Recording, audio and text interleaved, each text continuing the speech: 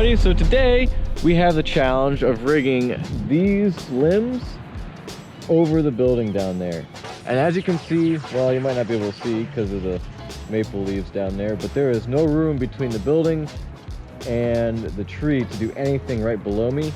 There's like a chain link fence, a deck, and a bunch of grade change. I'll show you that later, but there's just no way to rig right down there. So what we're gonna do is we're gonna build ourselves a big heavy duty controlled speed line. We're gonna send it all out that way. This is our setup here this morning. We've got ourselves the speed line. We're gonna run this block on the speed line back and forth because our speed line is gonna have a pretty flat angle and I don't want friction holding us up. And then we have our control line. And then we have here the rope we'll use to tie branches onto it. So what'll happen is we will tie a branch on, pre-tension a speed line with the GRCS, cut the branch off so it's fully suspended on our sling or whatever, this short rope here. And then we'll use the control line on the porter wrap down there to let the branch go. Now, we can also add more tension to this after the piece is cut off, and we'll see, maybe we'll do that, maybe we won't, I don't know. It's all gonna be a big experiment, and that's what makes it fun. So let's get started. Here's our setup in action, so to speak. We've got the speed line tension, we got the control line sweat and locked off on the porter wrap, and we got our little sling rope on the branch over there. So I'm gonna go ahead, I'm gonna cut it right here. That should be fairly close to the balance point, close enough anyway. And then, well, we're just gonna kind of see what happens, honestly.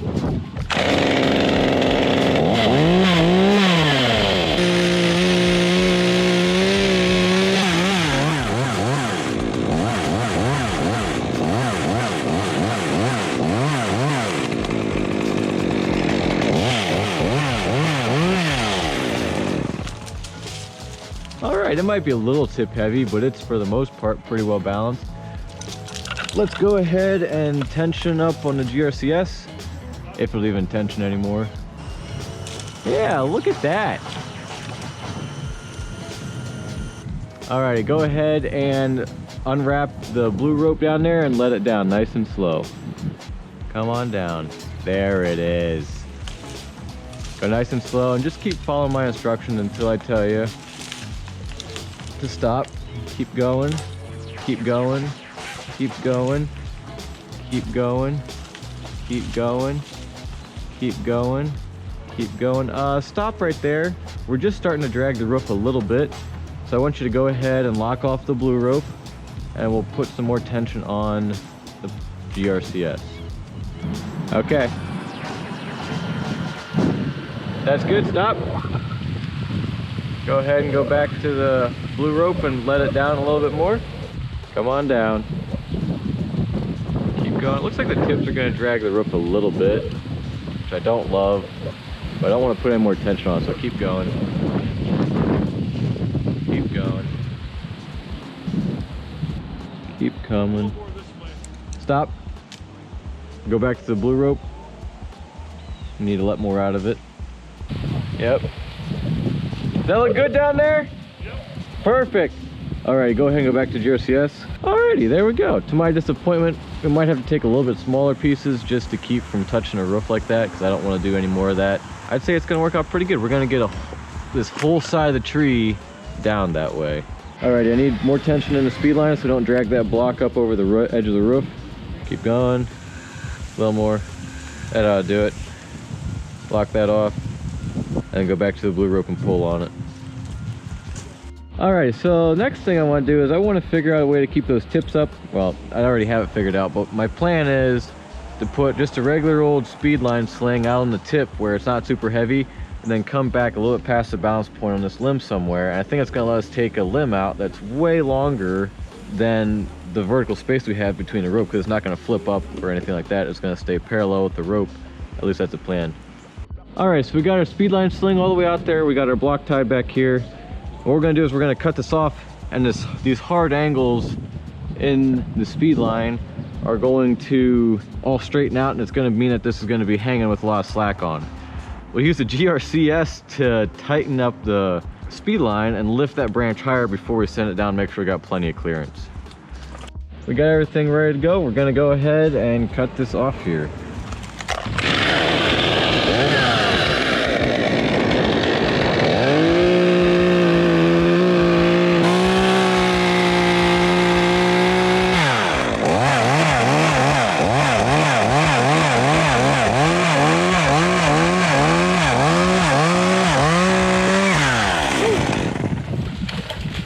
Okay. That jumped away from me a little more than I expected there. So we'll go ahead and add some tension to the speed line. Looking good, looking good. Keep going. Keep going. That should give us plenty of room there. Now just hang tight. Go over to the blue rope. Don't release it yet. Let me swing around here so I can get a better shot of it. Alright, you ready to go ahead and let some slack out on the blue rope? There it goes, just like that. Floating down. I'd say let it pick up velocity pretty good. Keep going, keep going, keep going. Keep going, keep going. Keep going. Go ahead and let the slack out of the speed line, or let the tension out of the speed line. Stop. You have to let more out of the blue rope. Take the blue rope all the way out of the porter wrap and just leave it out. All right, we're gonna try the same thing with a very similar branch, and I think we've got a little bit more room, so it's not gonna dive into the roof like that last one did, because we don't like that. It's not really acceptable. I don't want to allow that to happen.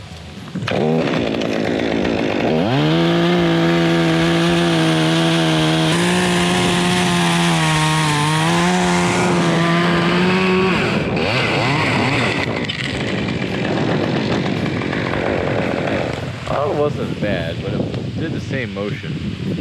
So I think we just need a certain amount of clearance to have that kind of situation going on. Go ahead and tension the speed line.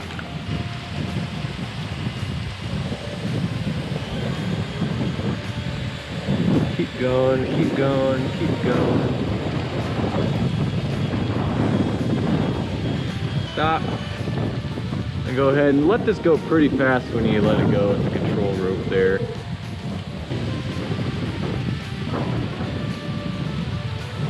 Yep, that's good speed. Keep going, keep going. Keep going, keep going, keep going.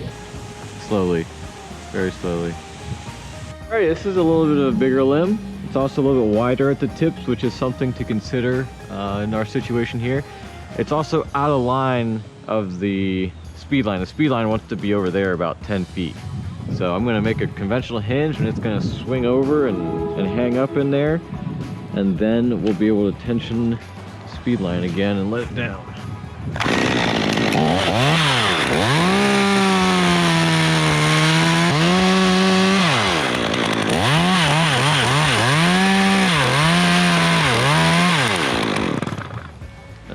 Getting a little scared a little prematurely.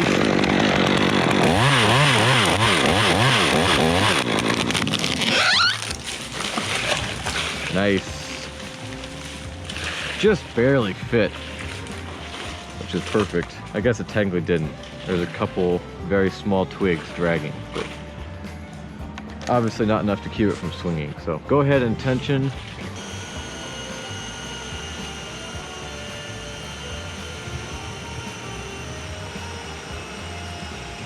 I'm gonna say stop. I feel the top of the tree moving a good bit. Go ahead and start to let out on the blue rope. There's a lot of friction of the branches wrapped up in a speed line, so I'm hoping that doesn't affect things too much.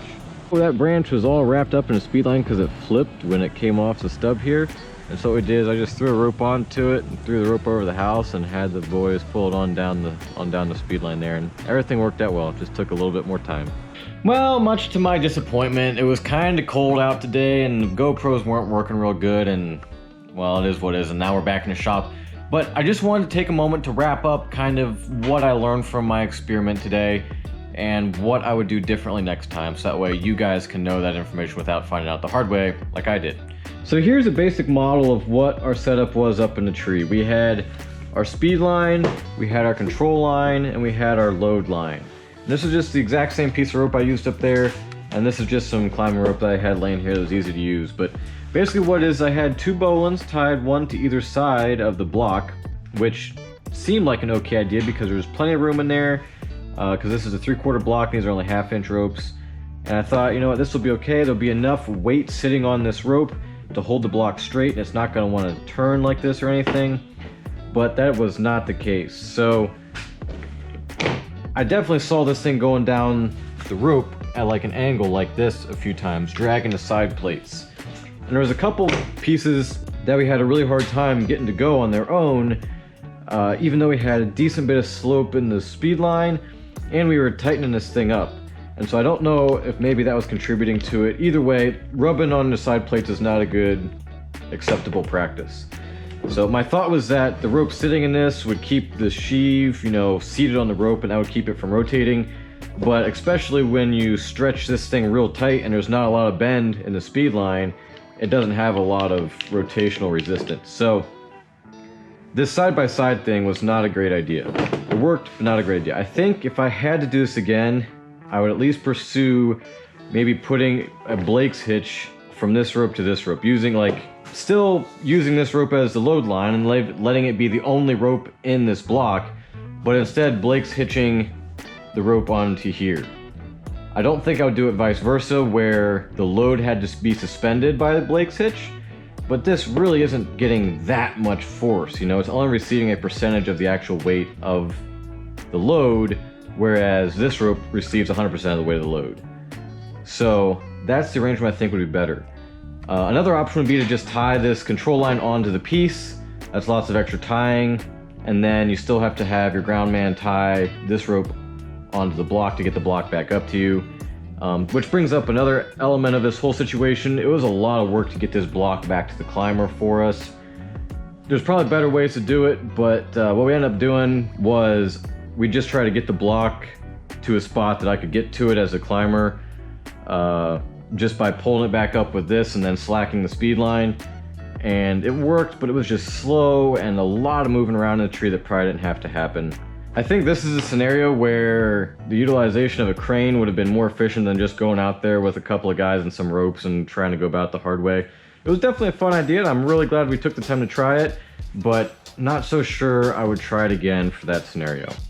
Of course, if you did find yourself in a position of wanting to use a controlled speed line, because it definitely has an appropriate application on some jobs, other options that might be a little bit more appropriate would be like a Reeve or something like that. I just was trying to use what I had without having to go out and buy a $700 piece of equipment just for one job. I think if it's done right, it can still be appropriate and still be correct. By all means, if you think otherwise, throw it in the comments. I'd love to hear some alternative ideas. Thank you guys so much for watching. I super appreciate your support of the channel. If you like this video, be sure to subscribe, and if you think it was worth a like, go ahead and hit that like button. I hope to see you on the next one.